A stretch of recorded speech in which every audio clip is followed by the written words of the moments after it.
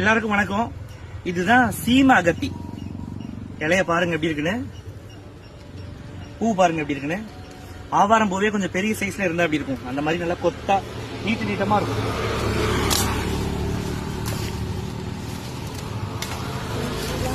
சீம அகத்தி இது எதுக்கு பயன்படுத்துறது அப்படின்னா, படை, சொறி, சிரங்கு, ரொம்ப நாள் தோல் வியாதி, தடிச்சு போறது, அரிச்சு புண்ணாகிறது, சோ இந்த மாதிரி வியாதிகளுக்கு இந்த இலைய மஞ்சளோட சேர்த்து அரைச்சு பூசலாம். இல்லைன்னா தேங்காய் எண்ணெயோட சேர்ந்து அரைச்சி அந்த புண்ணுல தடவிட்டு வந்தா நமக்கு இது சரியாயிடும்.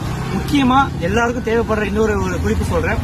பெண்களுக்கு மீச தாடி வளரும். சில பேருக்கு அது ரேசர் வச்சு எடுக்கிறதுக்கு அதிகமா வளர்ந்துட்டு இருக்கும்.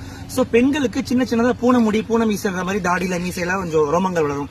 சோ அந்த மாதிரி இருக்கிறவங்களுக்கு இந்த இலைய நல்லா பறிச்சு இதோட கஸ்தூரி மஞ்சளும் பூலாங்கிழங்குன்னு ஒரு கிழங்கு இருக்கும் நாட்டு மருந்து கடையில, அந்த பூலாங்கிழங்கு, கஸ்தூரி மஞ்சள், இந்த இலைய நல்லா எடுத்து அம்மியிலையோ மிக்சியிலையோ நல்லா மையா அரைச்சிட்டு நைட்டு படுக்க போகும்போது நெத்தியில, மீசையில, தாடியில, இந்த தாடி இருக்கிற பக்கம் இங்கெல்லாம் தடவுனா தேவையில்லாத சின்ன சின்ன முடிகள்லாம் கம்ப்ளீட்டா வளரவே வளராது, ஒரேடியா ஸ்டாப் ஆயிடும். சோ ட்ரை பண்ணி பாருங்க. Bye by.